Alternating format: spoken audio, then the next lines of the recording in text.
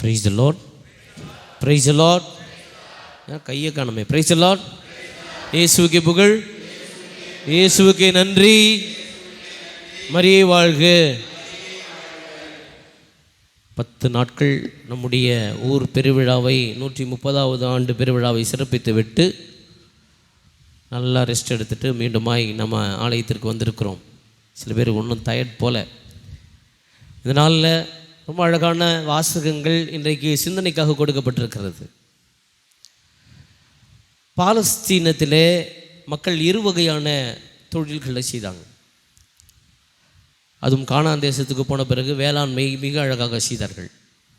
ஒன்று ஆடு மாடு மேய்ப்பது, இது ஒரு வகையான தொழில். இன்னொன்று வேளாண்மை. இந்த பக்கம் என்ன தொழில்? இன்னொன்று வேளாண்மை. நீங்கள் தொடக்க நூல் புத்தகத்தில் 3வது அதிகாரத்தில் நம்ம 4-5 வசனங்கள்லாம், 4வது அதிகாரத்தில் 3-4 வசனங்கள்லாம் நம்ம பார்த்தோம் அப்படின்னு சொன்னாக்கா, காயினும் ஆபேலும் காணிக்கை கொடுப்பாங்க. காயின் என்ன கொடுப்பார்?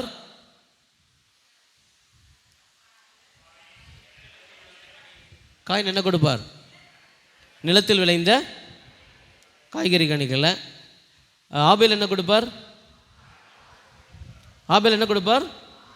கொழுத்த ஆடு ஒன்றை கொடுப்பார். ஆக தெரியுதா, 2 விதமான பணிகள். இவர் ஒரு ட்ரெடிஷன், அவர் ஒரு வாரிசாக பார்க்கப்படுகிறது. ஆக இப்படி தான் இருந்தது. நம்ம சென்ற வாரம் ஞாயிற்றுக்கிழமை யோவான் நற்செய்தியிலிருந்து 10வது அதிகாரத்தை எடுத்து இயேசு பேசுவது. ஒன்று, இந்த ஆடு இந்த மேய்ப்பர்களுடைய அந்த ஒரு மனநிலையை, அவருடைய தொழிலை கருத்தில் கொண்டு இயேசு அந்த உவமையாக எடுத்துக்கொண்டு போன வாரம் பேசுறது நல்லாயன் ஞாயிறு என்று நாம் படித்தோம். நல்லாயன் ஞாயிற்றில் என்ன சொல்லுவார்னா, என் ஆடுகள் என் குரலை கேட்கும், எனக்கு என் ஆடுகளை பற்றி தெரியும். அதாவது அறிந்திருத்தல். யார் மேய்ப்பன்றது அறிந்திருத்தல், எது ஆடுகள் என்பதை அறிந்திருத்தல். ஆடுகளில் சில மேய்ப்பர்கள்லாம் வெறும் சின்ன சவுண்டு கொடுத்தாங்கன்னா எங்கேயோ இருக்கிற ஆடுகள்லாம் ஒன்றாக வந்து சேர்ந்து விடும். அதை நீங்கள் பார்த்துருக்கிறீங்களான்னு தெரியல.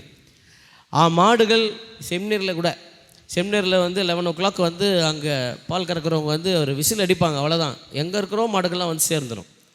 அப்போது ஆடுகள் குரலை கேட்கிறது. இதை பற்றி நமக்கு சென்ற வாரம் நல்லாயன் ஞாயிறுனா அறிந்திருத்தல். அறிந்திருத்தல். இன்றைக்கி இந்த நல்லாயன் ஞாயிறை கொஞ்சம் நான் சொல்லிவிட்டு அதன் பிறகு இன்றைக்கு நாள் போகலான்னு நினைக்கிறேன். மையமான செய்தி என்னன்னு சொன்னால், நல்லாயன் ஞாயிறில் மேய்ப்பனுக்கும் ஆடுகளுக்கும் உள்ள உறவு. மேய்ப்பனுக்கும் ஆடுகளுக்கும் உள்ள உறவு. ஆடுகளுக்கு என்ன தேவைன்னு மேய்ப்பனுக்கு தெரியும். மேய்ப்பன் எப்படிப்பட்டவர்னு ஆடுகளுக்கு தெரியும். எதை கொடுத்தாலும் சாப்பிட்டோம். சமீபத்தில் இப்போ ட்ரெண்ட் ஆகிட்டு இருக்க ஒரு விஷயம் என்னன்னாக்கா, இந்த பிஸ்கட் இல்லையா, திரவ நைட்ரஜன் பிஸ்கட். யார் யாருக்கு தம் அடிக்க வந்து வாய்ப்பு இல்லையா அவங்கெல்லாம் இந்த பிஸ்கெட்டை போட்டு மூக்கு வழியாக புகை விடுவாங்க. இந்த மாதிரி பிஸ்கெட்டை ஒரு ஒரு பெரிய ப்ரோக்ராம் நடந்துகிட்ருக்கும் பொழுது அப்பா அம்மா 2 பேர் லைவில் வந்து வாங்கி கொடுக்குறாங்க பையனுக்கு. கொடுக்கும் பொழுது திரவ நைட்ரஜன் அதிகமாக அவனுடைய மூக்கில் ஏறிவிடுது. அது சாதாரணமாக. அதுக்கப்புறம் மூச்சில் அவன் வந்து புகை விடுறான். அதுக்குள்ளாக என்ன ஆகுது? திரவ நைட்ரஜன்றதுனால என்ன ஆச்சுன்னா, அது லங்ஸ்குள்ளே போயிட்டு அது ஐஸ் கட்டியாக மாறி விடுகிறது. அவனால் மூச்சு விட முடியல. உடனடியாக அங்கேயே கத்தி கத்தி கத்தி அம்மா முடியல, அப்பா முடியலன்னு சொல்லி அங்கேயே சாய்கிறான், இறந்து விடுகிறான். லைவில் நடக்கிற விஷயம்.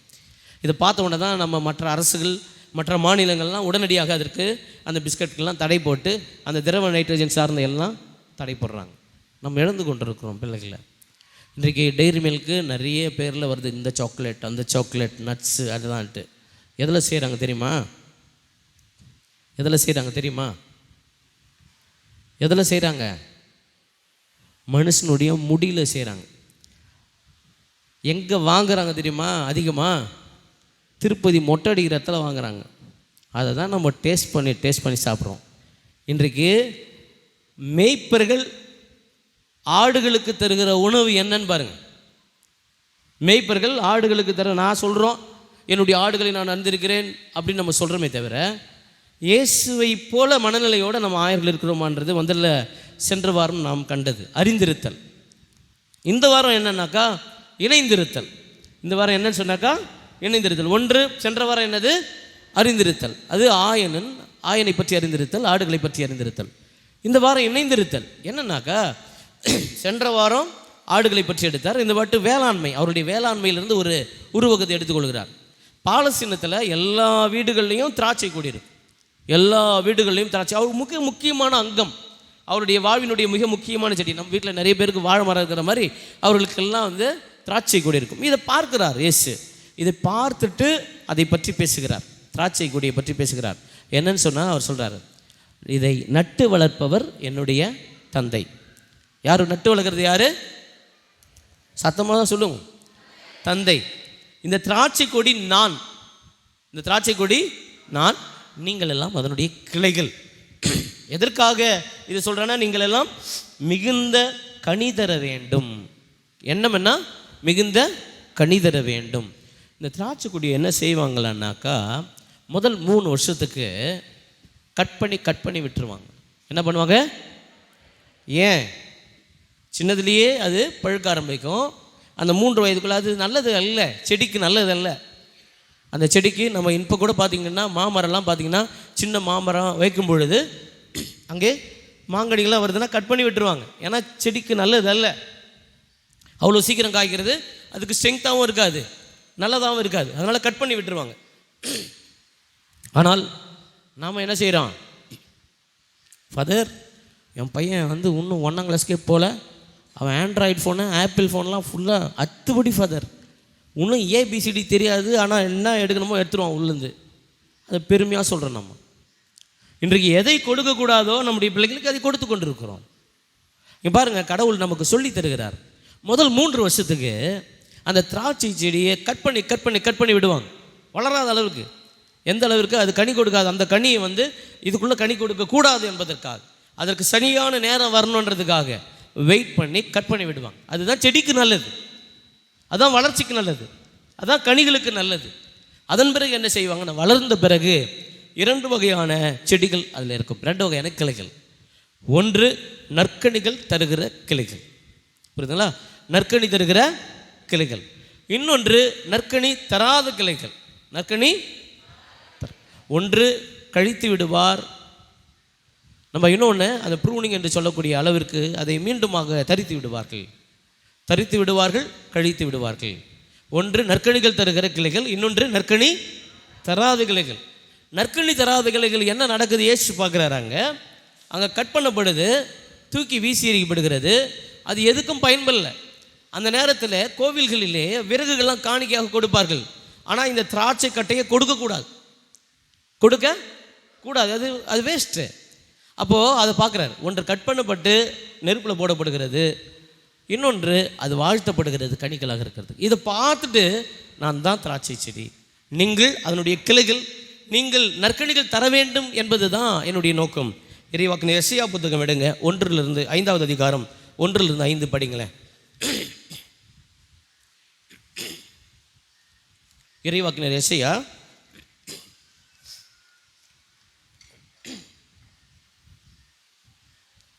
பைபிள் எடுத்து ரொம்ப வருஷம் ஆயிடுச்சுன்னா. இறைவாக்கினர் எசையா 5வது அதிகாரம் 1 5. என் நண்பரை குறித்து கவி பாடுவேன், என் நண்பரின் திராட்சை தோட்டத்தை பற்றி காதல் பாட்டொன்று பாடுவேன். செழுமை மிக்கது ஒரு குன்றின் மேல் என் நண்பருக்கு திராட்சை தோட்டம் ஒன்று இருந்தது. இது நல்லா கவனிங்க. அவர் அதை நன்றாக கொத்தி கிளறி கற்களை களைந்தெடுத்தார். கற்களை எடுக்கிறார். அப்புறம் நல்ல இன திராட்சை செடிகளை அதில் நட்டு வைக்கிறார். அவற்றை காக்கும் பொருட்டு கோபுரம் ஒன்றை கட்டி வைத்தார். திராட்சை பழம் பிழிய ஆலை ஒன்றை அமைத்தார். நல்ல திராட்சை கொலைகள் கிட்டுமென எதிர்பார்த்து காத்திருந்தார். மாறாக காட்டு பழங்களையே அது தந்தது. இப்படி என் நண்பர் சொல்லுகிறார், எருசலேமில் குடியிருப்போரே, யூதாவில் உள்ள மனிதரே, எனக்கும் என் திராட்சை தோட்டத்திற்கும் நீதி வழங்குங்கள், நான் என்ன செய்யாமல் விட்டுட்டேன் அப்படின்னு சொல்லி பேசுகிறார். அதாவது இங்கே கடவுள் இஸ்ரேல் மக்களை திராட்சை தோட்டமாக பாவித்து, நான் உங்களுக்கு எல்லாம் செய்தனே, உங்களுக்கு எல்லாம் தானே செய்தேன், சின்ன விஷயத்திலும் செய்திருக்கிறேன், கற்களை சுத்தப்படுத்துறதுலேருந்து, வளர்த்தெடுக்கிறதுலேருந்து, ஆலை அமைப்பதிலேருந்து, பிழிவு குழு வெட்டதுலேருந்து, காவல் மாடத்திலிருந்து எல்லாம் செய்திருக்கேன், ஆனால் நீங்கள் கனி தரவில்லையே அப்படின்ற ஏக்கத்தை இங்கே நாம் பார்க்கிறோம். அன்புக்குரியவர்களே, இயேசு இந்த உருவகத்தை எப்போ சொல்கிறாரு அப்படின்னு சொன்னால், நீங்கள் படிச்சிங்கன்னா 14வது அதிகாரத்தில் அந்த கடைசி உணவு முடிந்த பிறகு, வாருங்கள் நாம் இப்பொழுது புறப்படுவோம் என்று சொல்லி புறப்பட்ட பிறகு சாவுக்கு முன்பாக சொல்லுகிறார். இயேசு சாவுக்கு முன்பாக, அதாவது என்னன்னு சொன்னால், உனக்கு எல்லாம் செய்திருக்கிறேன், உனக்கு எல்லா வகையிலும் உடன் நின்றிருக்கிறேன், உனக்கு காவலாக இருந்திருக்கிறேன், உனக்கு அரணாக இருந்திருக்கிறேன், கண்மணி போல உன்னை காத்து வந்திருக்கிறேன், உடன் வந்திருக்கிற என்னை நீ கனிதராமல் இருக்கிறாயே, அப்படி என்றால் கண்டிப்பாக நீ தரித்து எரியப்படுவாய் அப்படின்றது தான் இந்த வாசகங்கள் நமக்கு சொல்லி தருகிறது. ஆக இன்றைக்கு மையமாய் என்னன்னு சொன்னாக்கா, நம்மெல்லாம் கனி கொடுக்க வேண்டும் என்பது கடவுளுடைய ஆசை, கடவுளுடைய தேவை. நம்மெல்லாம் கனி கொடுக்க வேண்டும் என்பது கடவுளுடைய தேவையாக இருக்குது. கனி கொடுக்காமல் எப்படி போக முடியும்? ஒன்று எப்படி போக முடியும்னா, ஒன்று இறை வார்த்தைகளையே, இயேசு சொல்கிறதையே நம்ம கேட்காம இருக்கிறது. இன்றைக்கி ஞாயிறு திருப்பலி இங்கே பார்த்தீங்கன்னா, குழந்தைகள் நம்ம ஊரில் மொத்தம் ஏறக்குறைய 250 பேர் குழந்தைகள் இருக்கிறாங்க. நம்ம மறைக்கல்வி மாணவர்கள் 250க்கு மேலே. இங்கே வந்திருக்கிறவங்க பார்த்தீங்கன்னா ஒரு 80 பேர் இருப்பாங்க, 80லேருந்து 100 பேர். மீதி எங்கே? இணைந்திருத்தல், கடவுளோடு இணைந்திருத்தல் ரொம்ப ரொம்ப அதெல்லாம் முக்கியமாக. ஒன்று, எப்படி நம்ம கடவுள் கனி தராமல் போவோம்னு சொன்னால், ஒன்று கடவுள் வார்த்தையே கேட்காம இருப்போம், தூரம் இருப்போம், கடவுளுக்கு நமக்கு சம்பந்தமாக இருப்போம். ஒன்று. 2, கடவுள் வார்த்தையை கேட்போம், ஆனால் எந்த பலனும் வெறும் உதட்டளவில் இருப்போமே தவிர வாழ்க்கையில் இது ஒட்டாது. இது 2வது வகையான கனி தராமல் இருக்கிறது. ஒன்று என்னது? கடவுளுக்கும் நமக்கும் டிஸ்டன்ஸ் வச்சு கடவுள்கிட்டயே வராமல் இருக்கிறது ஒன்று.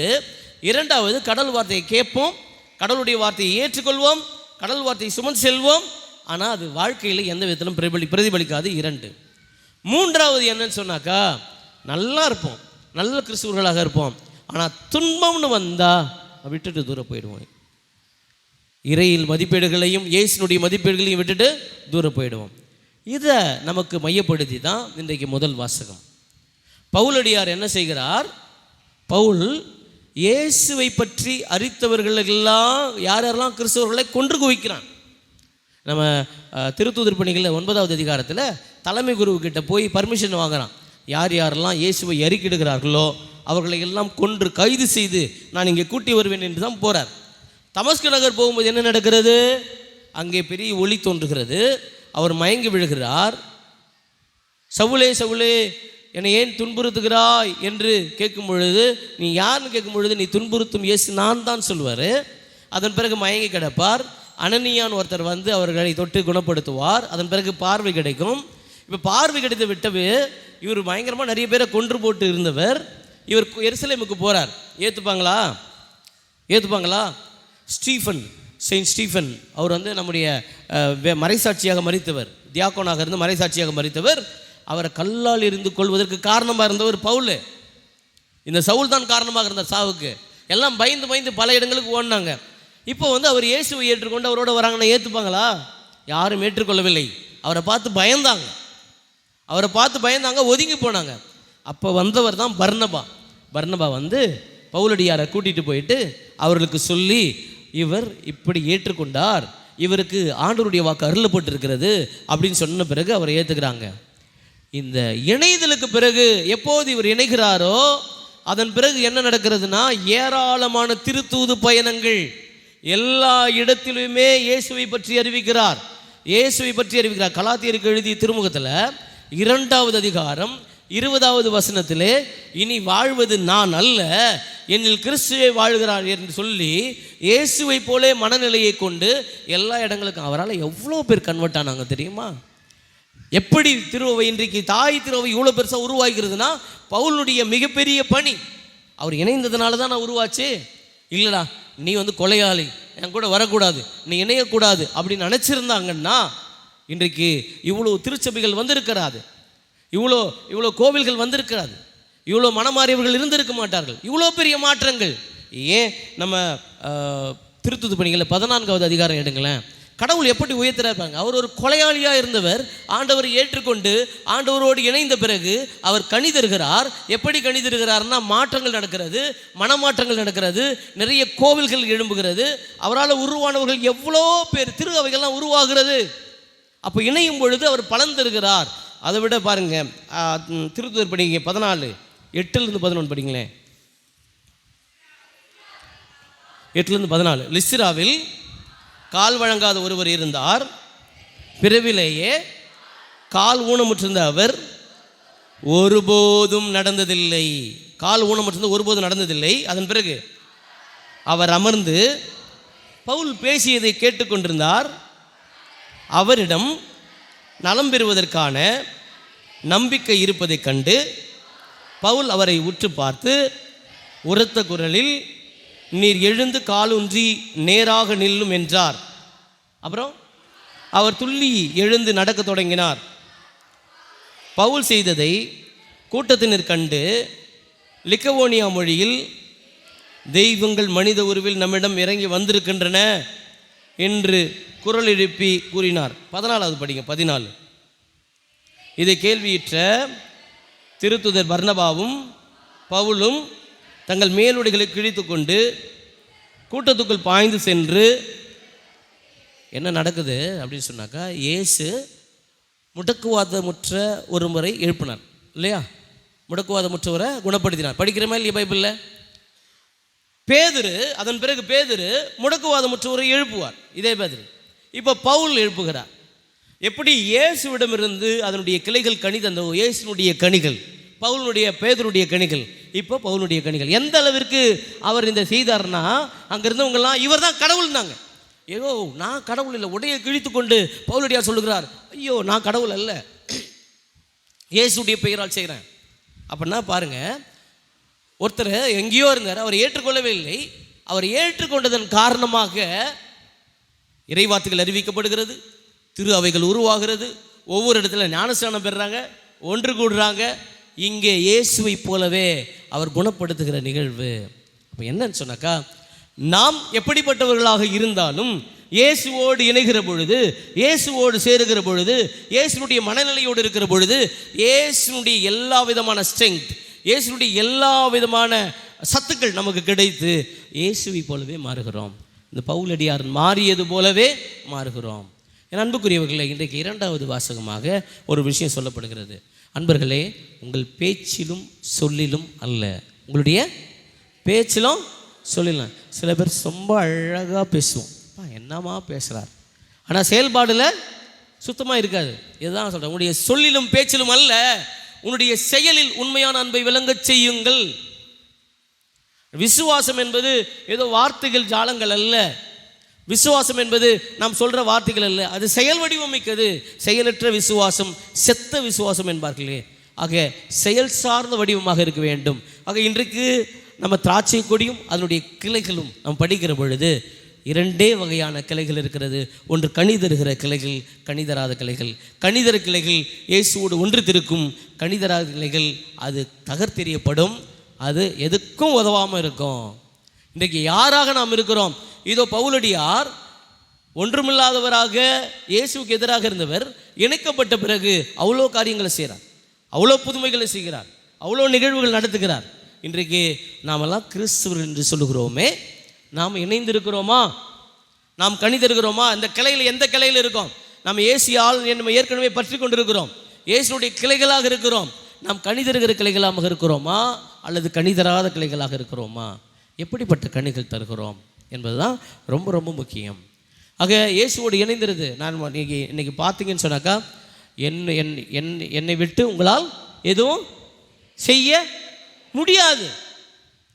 இயேசுனுடைய வல்லமை இல்லாமல், இயேசுனுடைய சக்தி இல்லாமல் நம்மளால் எதுவும் செய்ய முடியாது. நம்முடைய காரியங்கள் எதுவுமே நடக்காது, கடவுளுடைய காரியங்கள் தான் நடக்கும். ஆக அவரோடு நாம் இணைந்து இருக்கணும்னு சொன்னாக்கா அது மிகப்பெரிய சக்தியாக, ஆற்றலாக அமையும். ஆக இன்றைக்கு இறைவார்த்தையாக, சென்ற வாரம் நம்ம அறிந்திருத்தல் பற்றி பார்த்தோம். இன்றைக்கு இணைந்திருத்தல், இயேசுவோடு இணைந்திருப்பது. எப்படி இணைந்திருக்க முடியும்? அவரோடு அவருடைய வார்த்தைகளை கேட்பது, செயல் வடிவம் தருவது, வாழ்க்கையிலே பிரதிபலிப்பது. ஆக அன்புக்குரிய சகோதர சகோதரிகளே, இன்றைய இறைவார்த்தைகள் நமக்கு சொல்வது போல இயேசுவோடு இணைந்திருக்க முயல்வோம். நம்ம திருப்பாடல் 128 3வது படிக்கும்போது குடும்பத்துக்கான ஆசிரியர் சொல்லும் பொழுது என்ன சொல்லுவாங்கன்னா, உன்னுடைய மனைவி திராட்சை கொடி போல உன்னோடு ஒன்றித்திருப்பாள். உன்னோடு ஒன்றித்திருப்பாள் அப்படின்னா அடையாளம், இணைந்திருப்பதனுடைய அடையாளம், ஒற்றுமையினுடைய அடையாளம். ஆக திராட்சை கொடிகளாய் நாம் ஆண்டவரோடு இணைந்திருப்போம், கனி தருவோம். கனி தர வேண்டும் என்பது ஆண்டவருடைய நோக்கு, இலக்கு. ஆக ஆண்டவரோடு இணைந்து கனி தருவர்களாக மாற முயற்சிப்போம். இறைவன் நம் ஒவ்வொரு குடும்பத்தையும் நம் தனிப்பட்ட முறையில் ஆசீர்வதித்து வழிநடத்துவாராக. ஆமென். எழுந்து நிற்போம். நம்முடைய விசுவாசத்தை அறிக்கையிடுவோம்.